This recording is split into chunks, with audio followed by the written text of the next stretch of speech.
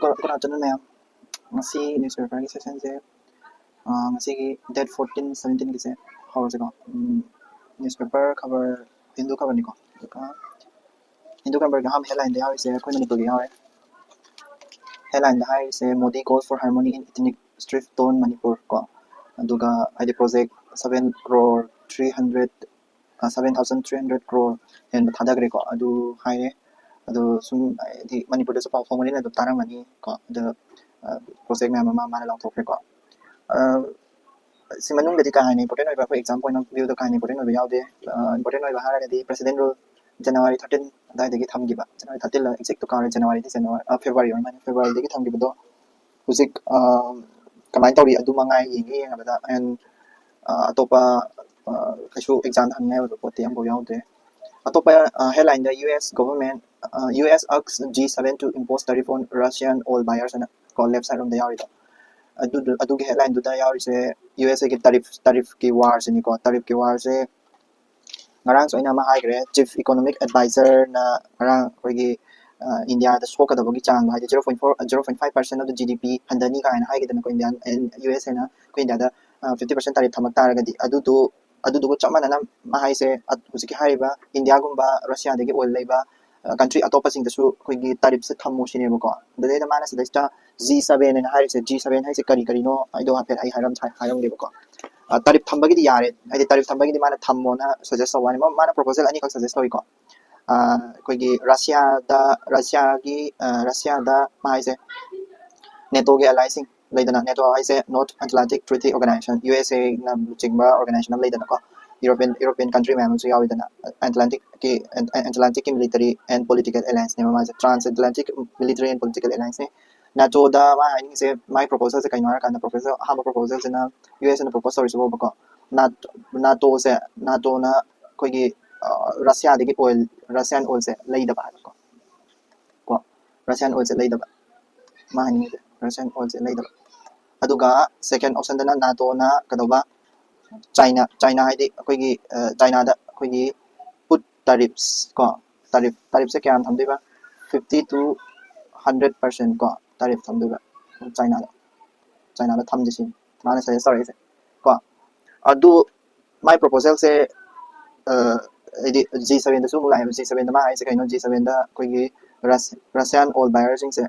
lista tarif thammo ko Russian oil buyers sing da ko tarif se thammo ai di tarif thamna ba ina hai ne ko ko India gum ba se ko G7 countries G7 se kana yawe hai tar ga di koi gi maroina USA yarani ko Canada yarani ko ani dum yarani North America gi ani dum yarani Europe lom dom la se France ko Germany ko nan ni jing ara kana si se koina ngang ngai da tamak tam da revolution thoki ba do France revolution Germany revolution Italy revolution thoki ba moi country European country home do adaga USA ke Canada ga ko home do le adagi USA army ni UK ni chong chong yarani ko aduga Asia gi country am khatani yar se Japan ji da yar su ko si samen da ning jing ko mana Asia gi Japan yarani UK yarani USA yarani Canada yarani aduga Europe ki France Germany ko moi jing se ni ko hai se adu this is torakani toroi khang bang ponte like di Germany France Italy moi masa mak se Russia dagi oil loi leba country ni ko adu duna kaina ai di madu dai da kan torakada ne Japan su Russia da relationship adu phana lei ri adu duna masi moi hai maina masi tawona hai se USA na enforce tori se USA se pura kaino ni ko ai di magi ideology do mingon da enforce so yam kan ba country amani ko and reliable yam oi da country me ngang su hai gre da article da adu dunia da tarif thamak pa ai se tarif ke war se mana next step am da la ini ko adu gini man headline da pong ai se ko India de tarif se ni am sok turi ba adu gini ko next news ta headline du da dum yaw se SIR ge ma yaw ko SIR se Bihar gi se like koi gi happy remember torang ge madu in study ar se kaino har anda Supreme Court ka ECI ge marak ta koi gi kai ni petition thana da na Supreme Court ta petition am thare petition da maram or kan da koi gi Supreme Court na kano da ECI da report ama darkar report ama tawro ha petition thare se kaino Supreme Court ta thare petition se kaino har kan da SIR se asai gi SIR hai se masi se regularly tawon biyo na thar ko ne ko ECI na isina SIR ha se magi discretionary rights ne ha ko discretionary power ne ha ko mana tawning ma matam na tawgani ha ko asidi discretionary power ni kanana piba discretionary power ni mangonda ek khara lei id RPA ko RPA 1950 ga atopa ek amaga anati rule na 1950 gi makha lei ba rule habidi registration of electoral rules ko 1960 tizemaga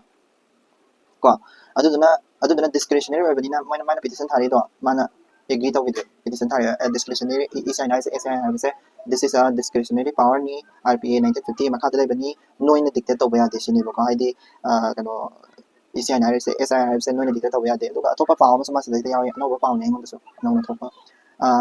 whole nationwide ko se ko haidi mathang sai ko ko January 1 2026 mathang sai ko SI se pula puna to dai mali ko pula puna SI se whole country gi ko adugi plan so lai ri ko adudani adagi atopa power haidi ko headline da yawa power sida khara makha sa thar aga power no ba kisu yaudre haidi BJP begin in Tamil Nadu poll campaign hit out at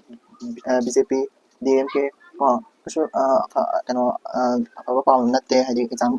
da power ya point po yaude India Pakistan cricket match turn political in Maharashtra sisu kano to de ado prime minister Narendra Modi na Mizoram da akoigi magi Mizoram gi first railway line ama sanga gi sem this is as a fake aboina ado ni sim yare ko haidi Bhairavi Sairang stress to ko akoigi in prime minister Narendra Modi na sanga gi se sum ningsing horos this is SSC gumagi dadi hanga pa ya ko adagi atopa state ki power next page number 2 gi dadi ka shu yaudre ko state ki power next page number 3 da su important ba ka shu yaudre ko adida pa ba ya ba se pa ba ya ba ka shu yaude thodo wa tho BJP na hai ba ko pa du gumba ta ni political news gumba ga ta ni ko adagi state ki page number 4 da asida su karim ba yaude diamond gi amadi yawi diamond story paninga di do pau but bu antak diamond se akoi gi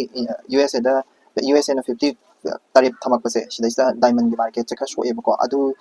duni ado diamond jakrai da pangi Gujarat na yam pangi poli ka habe du man du just fake ni geographical oiba point ni adu do sida phangani but bu sidisna hen exam gi point focus ta hangani habe du ai thajadi ko sida yawi se diamond gi marketing gi duni ya mana marketing da kamaina show e kari show e ai happy pudi pare but important oiba exam da hangada ba point yaude ko aduga next page number 5 ta Kerala government revised amoebic infection numbers and emit row ko si se yam thina koi gi failure ni ko failure haidi koi gi state government amana koi gi anai ama tholo matam da anai to koi gi kaino gi through da haidar ko sida koina anaba se koi gi anaba masing gaidana corona gi so koi gi corona na bai masing jen numit kuding gi koi gi health directorate na du thadoi dana ko Manipur gi so admai tor thadok pase haidi sida su Kerala gi zida su koi gi laina amakak yam kana nai mamang da khaba parak tara ga di khangni amoebic ko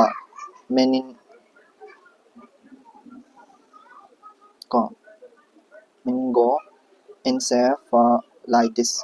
sise koi gi kai ni brain damage tawra kana di severe brain infection ta homdoni ko sise severe brain infection sise kana na ton gar kanda koi gi amoeba palamdina amoeba na dum thola mani ko karai degi tholok tiba contaminated water adi kana tawra ising hai tare ko adu degi thon mani diagnostic se pora kano ga mani hadi PCR tawdana microscope tawra yengdana khotana tawdini but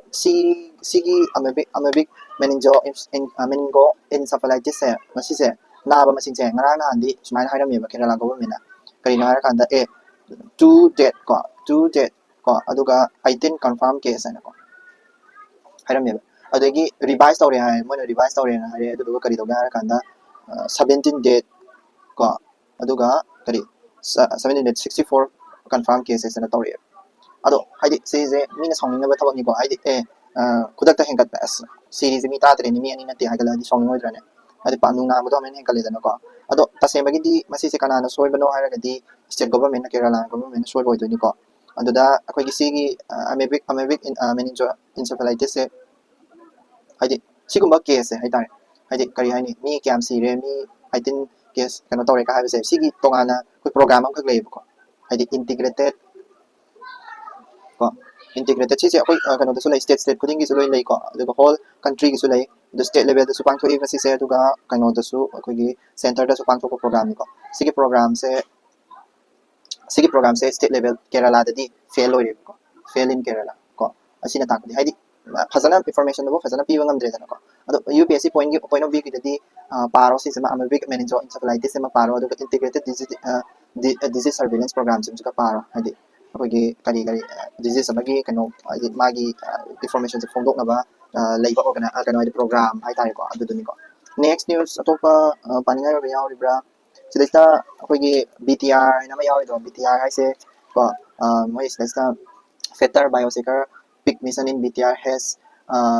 European imprint ga harise moi Bodoland territorial region da haidi Assam da ko Bodoland leiba moi Bodoland tribal leiba mafam da akogi big se sukametik yam puthokna bagi damak moi plan taweba ko hok se aduna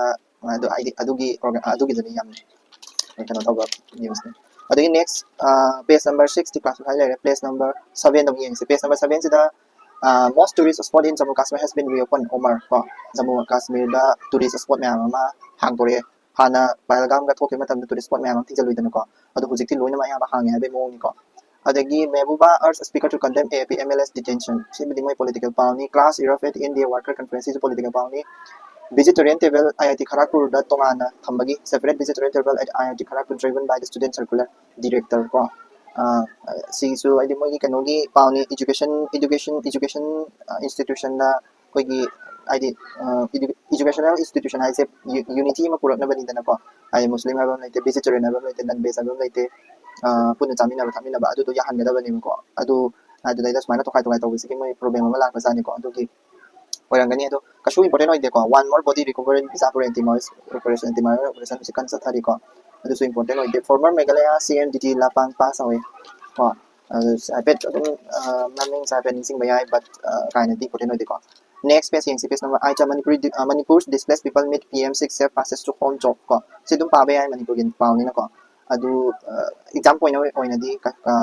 exam di mo siguro sa hanggang dito Modi sparks Manipur visit aggrave angel to strip down state people congress se paning natin to pagyo exam gi di may opposition na puno pa ni nakasyo important oide where does Rahul get this figure on SIR from Ux Nanta this is political news niko Northeast suffer heavily from both bank politics but is now a growth engine prime minister ko si prime minister na kano da pungtok ni ko ID Mizoram da mana 9,000 crore gi kano ma project ama mana pirame adu da kaya ni ngasagi railway ama mamang da super space railway ama utkibedo picture ama adu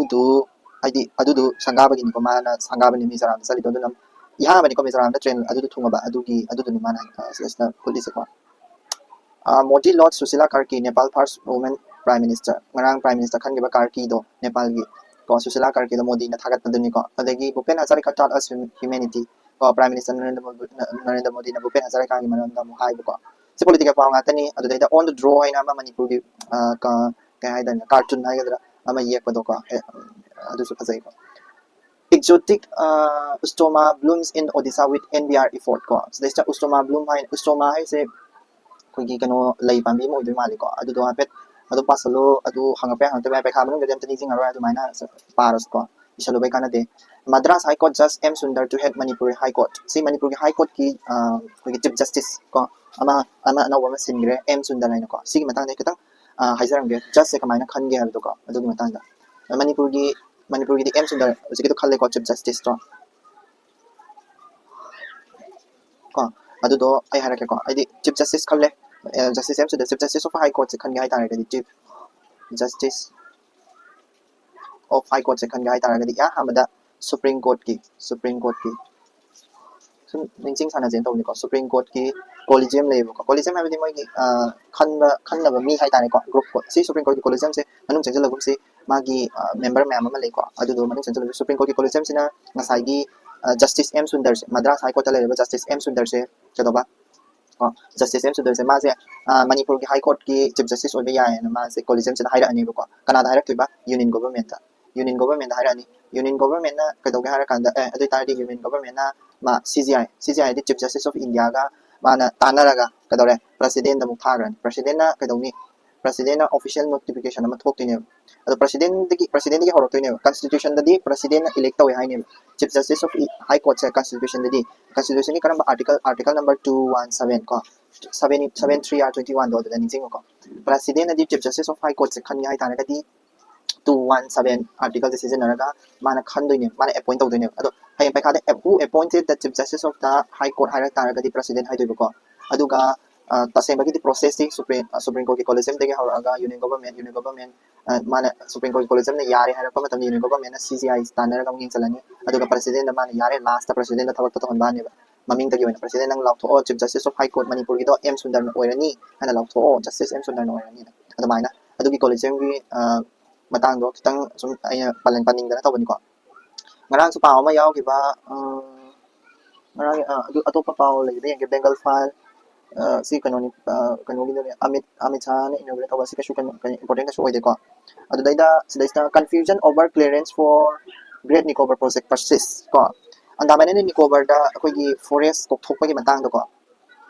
forest kok thok pa gi matang da akoi gi Ministry of Environment and the Forest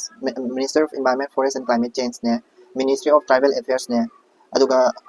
jika andamane Nicobar states ne moi masen je amaga taisan na adu laina re bakam kai gino hara gadi andamane Nicobar da su pan bani gan of koi gi 13,000 hectare of land je sisi kok thok na ba hadi union government order ma tawru bai tare ko adadaida andamane Nicobar da lei ba moi gi mi singduna akoi ayaba pigide aina kota wakalakpani ko adu kota wakalakpa matamsida ngasai gi kota ngasai gi Ministry of Environment and Forest and Climate Change ne Ministry of Travel Affairs ne andamane Nicobar ne mai koi pide tawla le Ministry of Environment and Forest and Climate Change na haisina land haibase state ki subject ni aduduna mai ayaba piba haise kana na pidoino state government na pidoini state government na hango adi state government habidi sigi da unit territory re andamane Nicobar da tainari ba andamane Nicobar na haisina masidi forest ek ki makha da leibani adu daita ek ama kak palami ko adugi ek to gi matang dani ko ina rekta sa forest right ek ana malay forest right ek so siktis maina on thokre like the scheduled tribe ST hierarchy ko the scheduled tribe and the other traditional forest ko dweller ko recognition ko recognition of forest right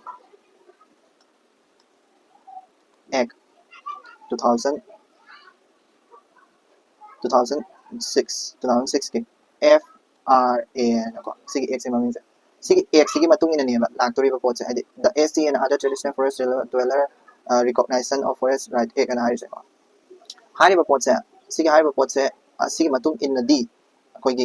gram panchayat leitana ko adi forest bu ku pa matam da gram panchayat kumba forest bu ana digi thane digi senajara pa magi tribal ST kumba adu kumba da ana permission ta logadam ne adu khatang da ngasage forest clearance hoigera natraga diversion of forest adi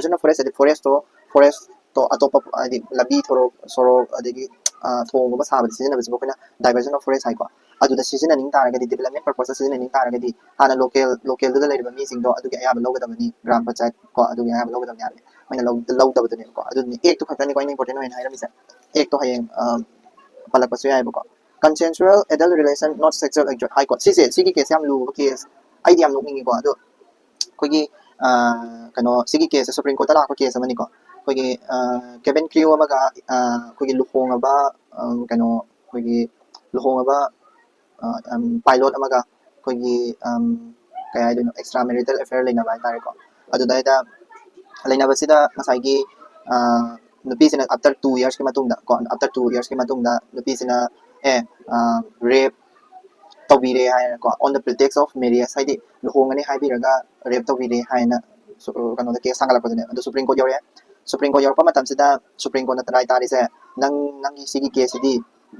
ko nangi sigi case di rape case san bayaroi haina ko rape case kan san bayaroi adu rape case san bayani yaroi habse karai kana na determine to ga da ya da rangi ko IPC gi section ko IPC gi section 375 sisa ay amuk check tabda BNS tan karon kamay lege do ay khangdri ko IPC gi section 375 sa magi rape ki definition pi ko rape ki definition pi ba matam sida akoina hida hai se rape ne hai se ta ke hai taragadi if ko consensual or mabani se yanaraga tawge bo era adu do akoina miss id rape ne na definition da yawan gai taragadi ko consensual oi taragadi hai tare ko consensual oi taragadi ma se consensual oi tar consensual consent with consent da tawge bo oi taragadi ko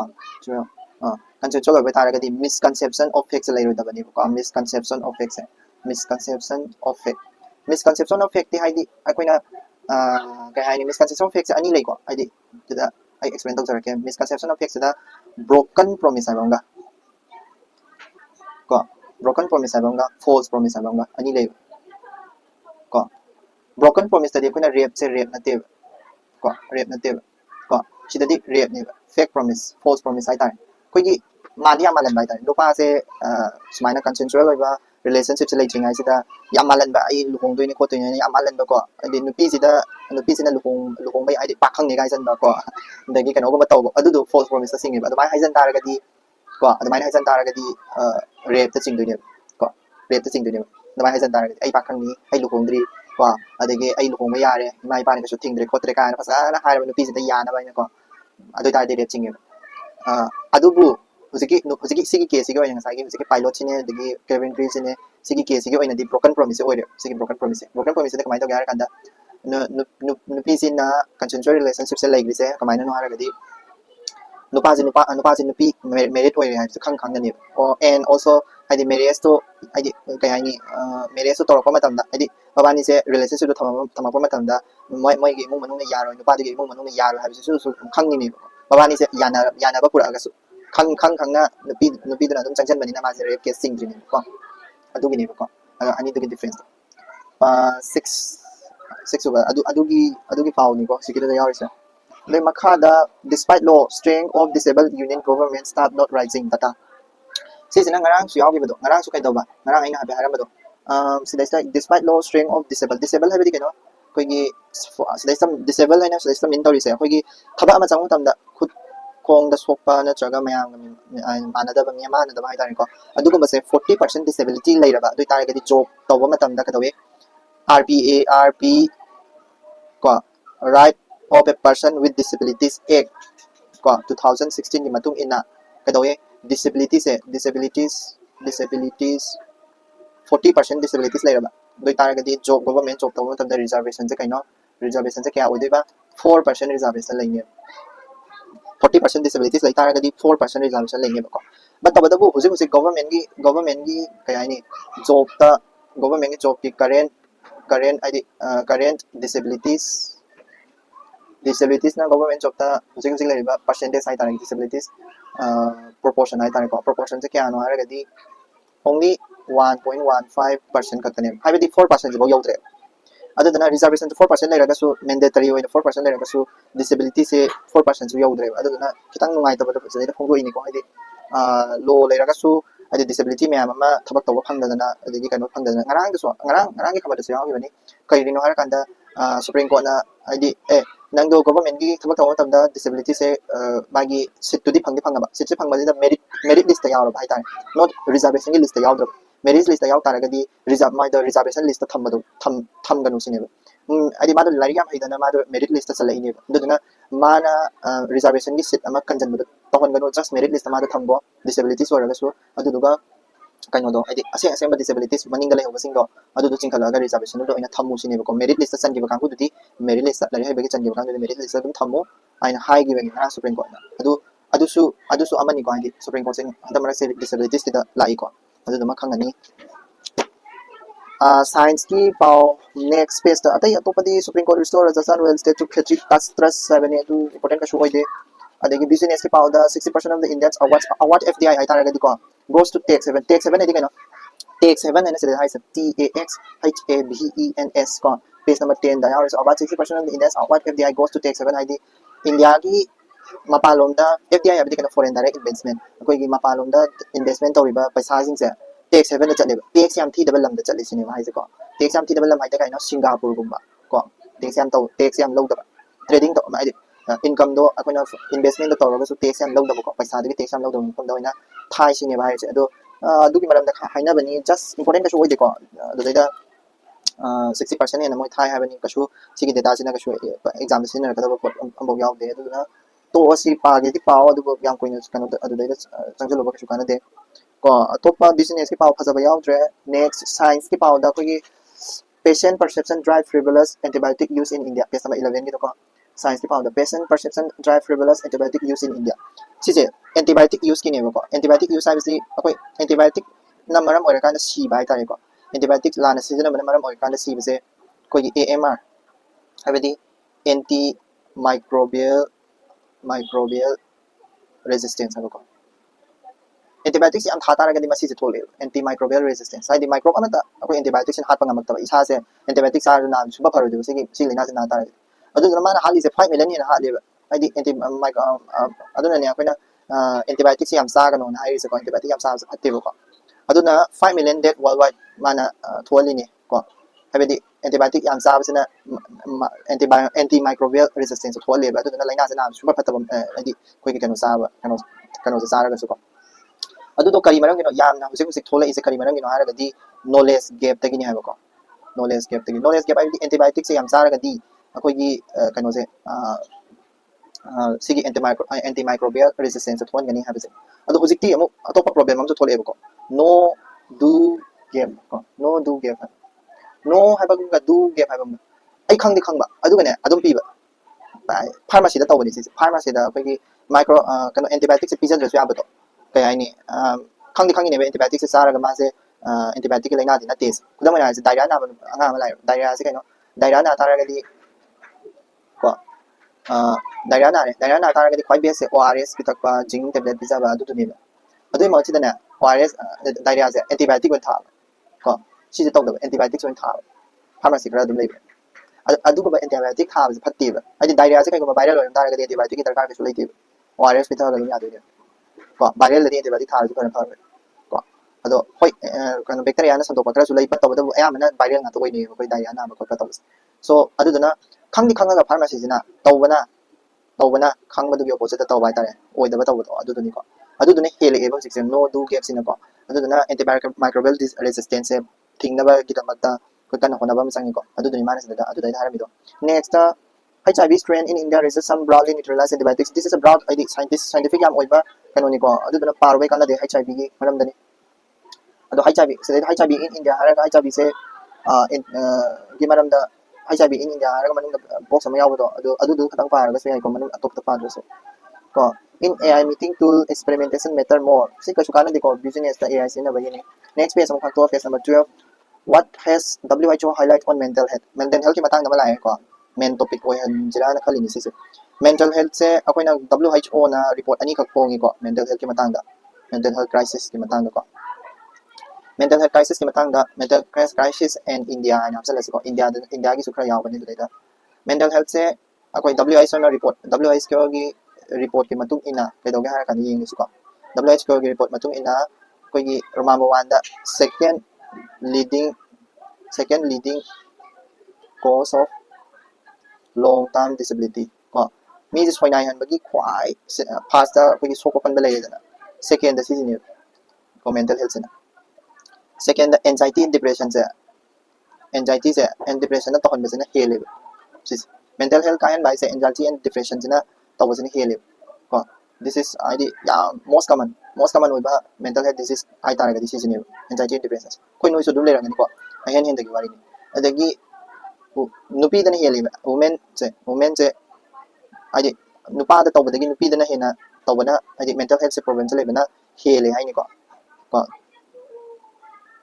ꯗ꯭ꯔꯤꯁꯄ꯭ꯔꯣꯄꯣꯔꯁꯅꯦ ꯀꯣ ꯅꯦꯠꯂꯤ ꯀꯣ ꯏꯝꯄꯦꯛꯇꯦꯠ ꯑꯗꯒꯤ ꯀꯩꯗꯧꯒꯦ ꯍꯥꯏꯔꯀꯥꯟꯗ ꯆꯍꯤ ꯈꯨꯗꯤꯡꯒꯤ $1 trillion ꯀꯣ $1 trillion ꯃꯥꯡꯉꯦ $1 trillion ꯃꯥꯡꯕ ꯄꯩꯁꯥꯗꯗꯤ ꯌꯦꯡꯉꯨꯅꯦ ꯁꯤꯁꯦ ꯂꯥꯌꯦꯡꯅꯕ ꯍꯣꯠꯅꯕ ꯃꯇꯝꯗ $1 trillion ꯃꯥꯡꯕ ꯀꯥꯏꯁꯦ ꯑꯗꯒꯤ ꯁꯨꯁꯥꯏꯗꯀꯤ ꯀꯦꯁꯁꯦ ꯁꯤꯗꯒꯤ ꯑꯌꯥꯝꯕ ꯂꯥꯛꯑꯦꯕ ꯁꯨꯁꯥꯏꯗꯀꯤ ꯀꯦꯁꯁꯦ ꯑꯗꯣ ꯀꯩꯗꯧꯒꯦ ꯍꯥꯏꯔꯀꯥꯟꯗ more than 7 lakhs ꯍꯦꯟꯅ ꯁꯨꯁꯥꯏꯗ ꯇꯧꯋꯦꯕ lakhs ꯀꯩꯅꯣꯝ ꯇꯧꯋꯦ more than 7 lakhs ꯀꯣ 7 lakhs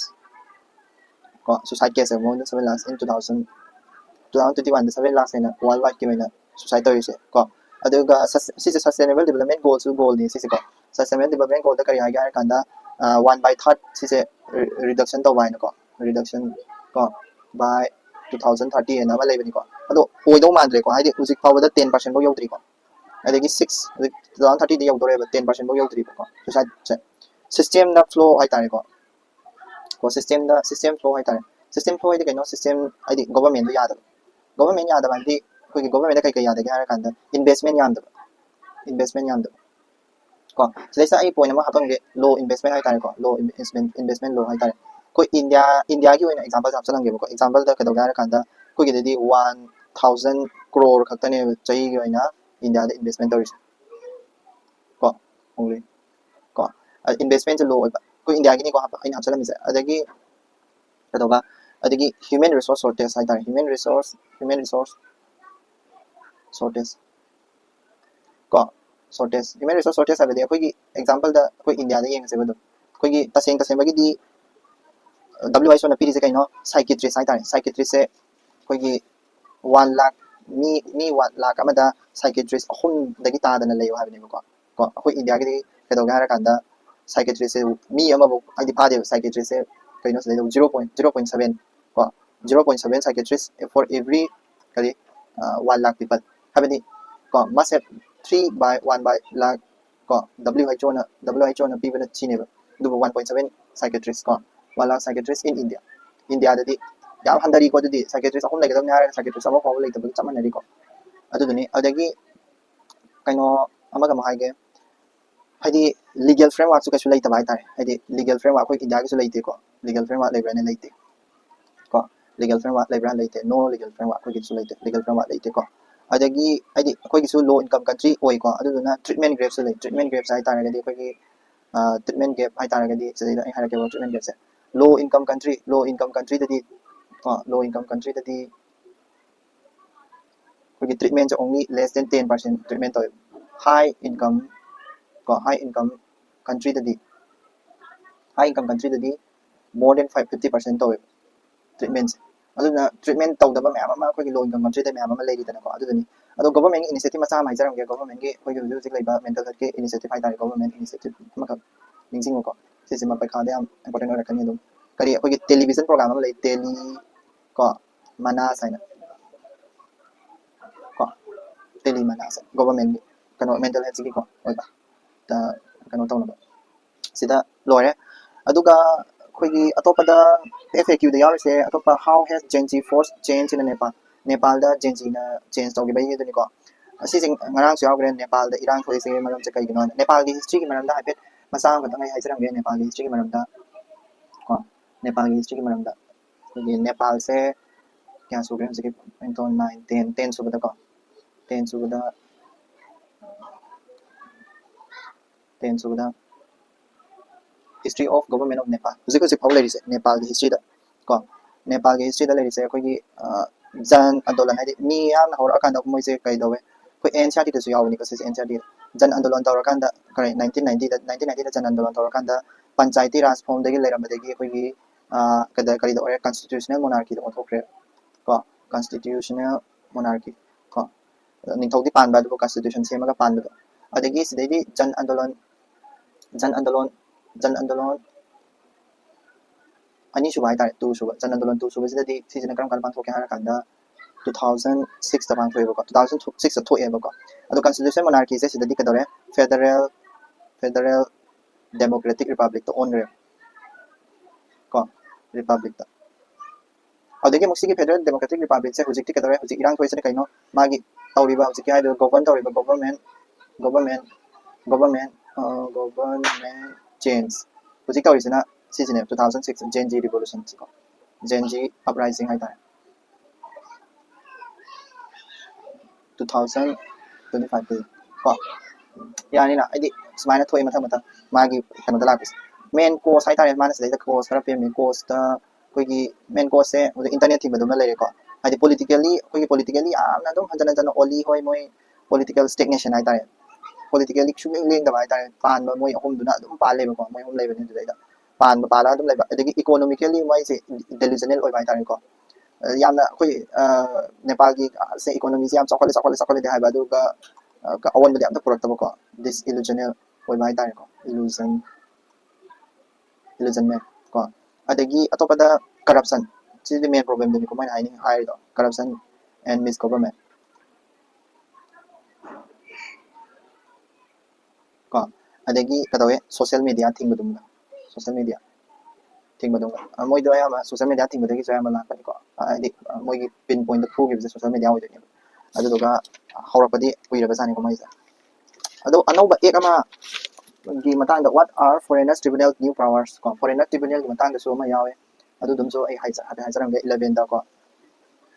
foreigners tribunal ꯍꯥꯏꯗꯤ ꯃꯥꯗꯨꯗ ꯑꯦꯛ ꯑꯃꯈꯛ ꯂꯩꯌꯦ ꯑꯗꯨꯗꯩꯗ immigration ꯀꯣ immigration and foreigners act ꯑꯅ foreigners act ꯑꯅ ꯍꯟꯗꯛ ꯅꯧꯅ ꯄꯥꯁ ꯇꯧꯕꯅꯤꯀꯣ foreigners act 2025 ꯁꯤꯒꯤ ꯃꯈꯥꯗ ꯃꯥꯏ ꯄ꯭ꯔꯣꯕꯤꯖꯟ ꯃꯌꯥꯝ ꯑꯃ ꯔꯨꯜ ꯃꯌꯥꯝ ꯑꯃ ꯊꯣꯛꯂꯛꯈ꯭ꯔꯦ ꯂꯥꯏꯛ ꯑꯗꯨꯒꯤ ꯔꯨꯜꯗꯨꯒꯤ ꯃꯅꯨꯡꯗ Bureau of Immigration ꯁꯥꯅꯕꯀꯣ immigration BOI ꯁꯥꯅꯕ ꯁꯤꯁꯤꯅ ꯀꯩꯗꯧꯒꯦ ꯍꯥꯏꯔꯀꯥꯟꯗ ꯑꯩꯈꯣꯏꯒꯤ ꯍꯥꯏꯗꯤ ꯏꯃꯤꯒ꯭ꯔꯦꯟꯁꯤꯡꯗꯣ ꯁꯤ ꯍꯥꯏꯗꯤ ꯊꯤꯡꯕ ꯅꯠꯇ꯭ꯔꯒ ꯀꯩꯅꯣ ꯇꯧꯕ ꯍꯥꯏꯇꯥꯔꯦ ꯑꯗꯨꯒꯤ ꯃꯔꯝꯗ ꯊꯤꯒꯠꯄ ꯈꯣꯠꯄ ꯑꯗꯨꯝꯕ ꯌꯥꯗꯣꯏꯅꯤꯀꯣ ꯑꯗꯒꯤ ꯍꯥꯏꯗꯤ ꯃꯦꯟꯗꯦꯇꯔꯤꯁꯨ ꯑꯣꯏꯍꯟꯈ꯭ꯔꯦꯕ ꯀꯔꯤ ꯕꯥꯏꯑꯣꯃꯦꯇ꯭ꯔꯤꯛ ꯂꯧꯅꯕ ꯃꯦꯟꯗꯦꯇꯔꯤ ꯍꯥꯏꯗꯤ ꯃꯣꯏ ꯏꯃꯤꯒ꯭ꯔꯦꯟꯅꯦꯕ ꯍꯥꯏꯔꯒꯗꯤ ꯃꯥꯒꯤ ꯕꯥꯏꯑꯣꯃꯦꯇ꯭ꯔꯤꯛꯁꯦ ꯂꯧꯕ ꯍꯧꯔꯦꯕꯀꯣ ꯃꯦꯟꯗꯦꯇꯔꯤ ꯕꯥꯏꯑꯣꯃꯦꯇ꯭ꯔꯤꯛ ꯀꯣ ꯔꯦꯀꯣꯔꯗꯤꯡ ꯁꯤꯁꯤꯃ ꯁꯤꯒꯤ ꯑꯦꯛꯁꯤꯒꯤ ꯑꯣꯏꯅ ꯄ꯭ꯔꯣꯕꯤꯖꯟ ꯑꯃꯅꯤꯀꯣ ꯑꯗꯒꯤ ꯁ꯭ꯀ꯭ꯔꯨꯇꯤꯅꯤ ꯍꯥꯏꯗꯤ ꯑꯇꯣꯞꯄ ꯐꯣꯔꯦꯟꯒꯤ ꯁ꯭ꯇꯨꯗꯦꯟ ꯂꯥꯛꯄ ꯍꯥꯏꯇꯥꯔꯦ ꯁꯤꯁꯦ ꯍꯥꯟꯅꯗꯤ ꯌꯥꯝ ꯐ꯭ꯔꯤ ꯑꯣꯏꯔꯝꯕꯅꯤ ꯑꯗꯨꯕꯨ ꯁ꯭ꯀ꯭ꯔꯨꯇꯤꯅꯤ ꯏꯟꯀ꯭ꯔꯤꯖ ꯇꯧꯔꯦ ꯍꯥꯏꯗꯤ ꯃꯄꯥꯟꯂꯣꯝꯗꯒꯤ ꯂꯥꯛꯄ ꯁꯥꯇ꯭ꯔꯁꯤꯡꯁꯦ ꯐꯣꯔꯦꯟ ꯁ꯭ꯇꯨꯗꯦꯟꯒꯤ ꯁꯥꯇ꯭ꯔꯁꯤꯡꯁꯦ ꯁ꯭ꯀ꯭ꯔꯨꯇꯤꯅꯤ ꯍꯦꯟꯒꯠꯂꯦꯕ ꯀꯣ ꯐꯣꯔꯦꯟ ꯁ꯭ꯇꯨꯗꯦꯟꯒꯤ ꯁꯥꯇ꯭ꯔꯁꯤꯡꯁꯦ ꯍꯥꯏꯗꯤ ꯁꯦꯃꯤꯁꯇꯔ ꯈꯨꯗꯤꯡꯒꯤ ꯃꯥꯒꯤ ꯏꯝꯄ꯭ꯔꯨꯚꯃꯦꯟ ꯀꯔꯤ ꯀꯔꯥ ꯄꯤꯕ ꯈꯣꯠꯄ ꯑꯗꯨ ꯃꯌꯥꯝꯁꯤꯡꯗꯣ ꯂꯣꯏꯅꯃꯛ ꯍꯥꯏꯗꯣꯔꯦꯕꯀꯣ ꯑꯗꯒꯤ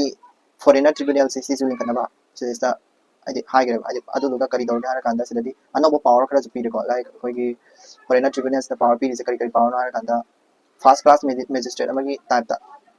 ꯀ꯭ꯂꯥꯁ ꯖꯨꯗꯤꯁꯤꯌꯦꯜ ꯃꯦꯖꯤꯁꯇ꯭ꯔꯦꯠ ꯑꯃꯒꯤ ꯇꯥꯏꯞꯇ ꯀꯣ ꯑꯦꯛ ꯇꯧꯔꯅꯦꯕ ꯃꯥꯁꯦ ꯍꯥꯏꯗꯤ ꯄꯨꯔꯥ ꯀꯣꯔꯠ ꯑꯃꯒꯤ ꯁ꯭ꯇꯥꯏꯜꯗꯅꯤ ꯂꯥꯛꯇꯣꯏꯁꯦ ꯃꯥꯁꯦ ꯀꯣ ꯑꯗꯒꯤ ꯗꯤꯇꯦꯟꯁꯟꯒꯤ ꯄꯋꯥꯔꯁꯨ ꯃꯉꯣꯟꯗ ꯂꯩ ꯄꯋꯥꯔ ꯑꯣꯐ ꯗꯤꯇꯦꯟꯁꯟ ꯃꯥꯅ ꯑꯗꯨꯝ ꯃꯤ ꯑꯃꯁꯦ ꯑꯗꯨꯝ ꯗꯤꯇꯦꯟ ꯇꯧꯕ ꯌꯥꯏꯀꯣ ꯃꯥꯁꯦ ꯏꯃꯤꯒ꯭ꯔꯦꯟꯅꯤ ꯍꯥꯏꯔꯒ ꯑꯗꯒꯤ ꯍꯥꯏꯗꯤ ꯑꯦꯔꯦꯁ ꯋꯥꯔꯦꯟ ꯏꯁꯨ ꯇꯧꯕꯁꯨ ꯌꯥꯏ ꯏꯁꯨ ꯑꯦꯔꯦꯁ ꯋꯥꯔꯦꯟ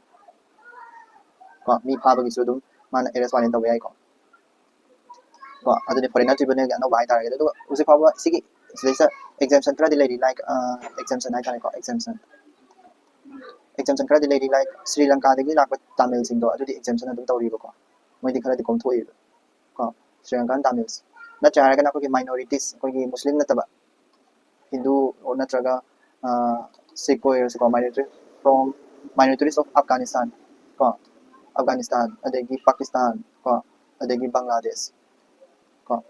ꯃꯣꯏꯗꯒꯤ ꯂꯥꯛꯄ ꯃꯥꯏꯅꯣꯔꯤꯇꯤꯁ ꯁꯤꯡꯁꯤꯁꯨ ꯁꯤꯒꯤ ꯑꯦꯛꯖꯥꯝꯁꯟꯁꯤꯗ ꯌꯥꯎꯍꯜꯂꯦꯕ ꯍꯥꯏꯕꯗꯤ ꯁꯤꯒꯤ ꯑꯦꯛꯁꯤꯒꯤ ꯃꯈꯥꯗ ꯀꯩꯅꯣ ꯇꯧꯗꯦ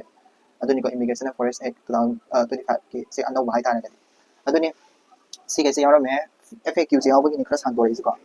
ꯑꯗꯨꯒ ꯄ꯭ꯔꯣꯐꯥꯏꯜꯁꯀꯤꯗꯨꯗꯤ ꯌꯥꯔꯦ ꯀꯩꯁꯨ ꯑꯍꯦꯟꯕ ꯌꯥꯎꯗꯦ ꯋꯥꯔꯜꯒꯤ ꯏꯟꯇꯔꯅꯦꯁꯅꯦꯜ ꯄꯥꯎꯗꯁꯨ ꯀꯩꯁꯨ ꯌꯥꯎꯗꯦ ꯍꯥꯏꯗꯤ ꯄꯥꯕ ꯌꯥꯕ